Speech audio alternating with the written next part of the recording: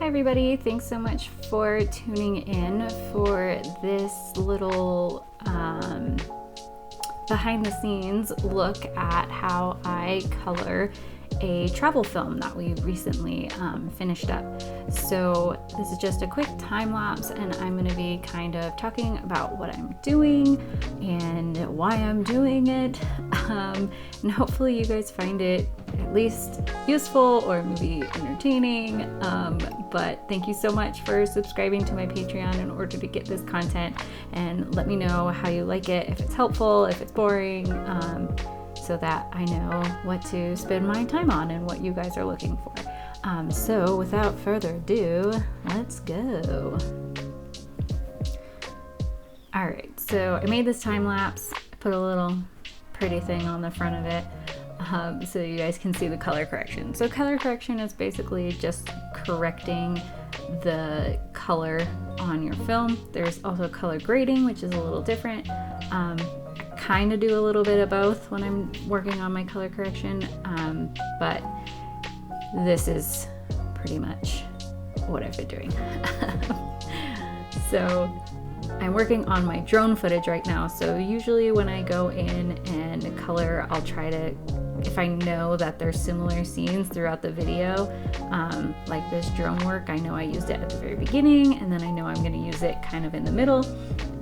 I'll try to kind of do it all at the same time, so I know that I'm in a certain scene, and I'll correct one and then just copy and paste those and do minor adjustments if I need to, just to save me some time. Color correction can get really tedious, especially if you are a perfectionist, so don't do that. Try not to be too perfect.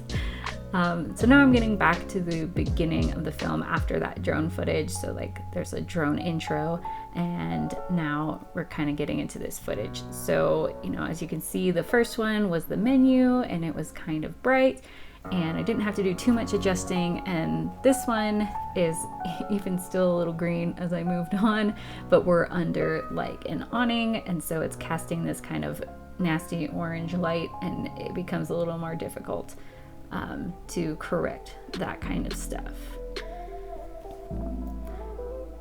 So you can see I added a little orange to that one to kind of get it to match the other ones that are a little more orange. This is my brother going in for a donut. You'll see it kind of flash on and off too. That's me like going from, okay, this is without the filter, or this is with the filter, without the filter, with the, I shouldn't say filter, without the correction and with the correction. That kind of gives me a good idea of if I'm going the right way or something, because a lot of times it's like you don't notice how purple it is until you change it to green and then go look back. So typically when I'm doing color correction, I will start with the exposure, and I always bump up my exposure. I don't know why, but I just like things brighter than how I shot it, which is good. I mean, you want to have good exposures so that you can kind of adjust it in post. You don't always want it to be totally perfect the whole time, so I usually kind of bump it up a little bit. I tend to shoot a little darker or underexpose, and then after I change the exposure, I shoot with my camera, and this is a combination of footage from my camera and footage from GoPro, and some of it's on my phone. So it's kind of a mix of everything. So I don't really try to like color match and make sure everything is precisely perfect, because it's never gonna happen between all these cameras. And so if you're trying to do that, like save yourself some time and energy, and if it's not that important to you, then just move on. But anyway, so usually with the GoPro footage, I will take the contrast down, and usually with the footage from my camera, I'll take the contrast up, because I do shoot on a pretty flat profile. So after that, I kind of mess with the highlights and shadows. I don't really do a lot with those, just because I don't feel like it makes too terrible of a difference. Some clips it definitely does, but some it doesn't.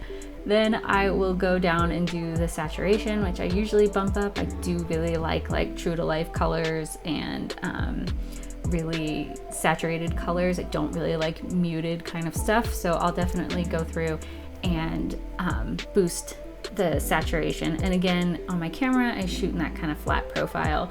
I won't boost the GoPro footage quite as much.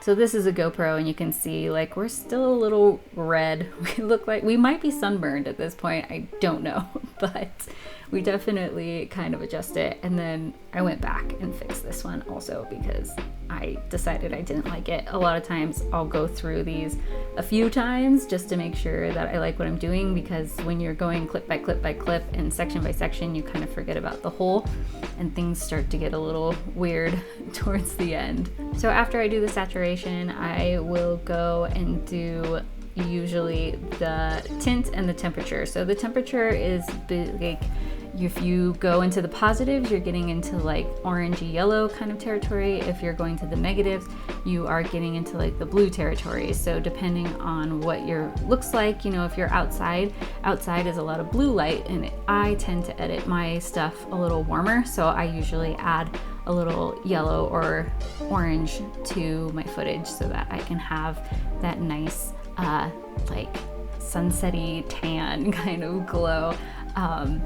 So typically you'll see me change things from more of a blue color to more of an orange color. With your inside, tungsten lights and regular lights tend to have more of an orange glow, so you might have to adjust and add a little more blue in so that people don't look like Oompa Loompas.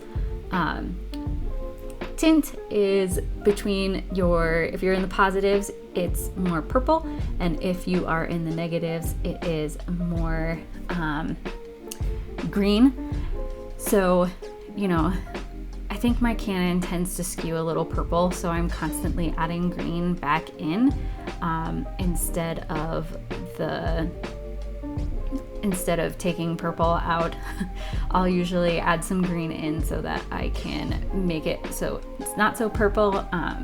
Sometimes it's nice that you might need to add in purple, like if people look dead and have like green skin tones. It's always nice to add in a little tint towards the purple end so that you can get a little more lively color in there. So I know this went really quick, but hopefully that kind of gives you an insight behind the scenes, kind of how my process works with color correcting.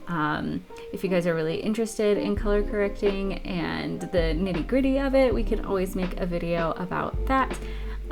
That's a little more in-depth and a little more of the walkthrough of the actual process and not just a quick little behind the scenes time lapse.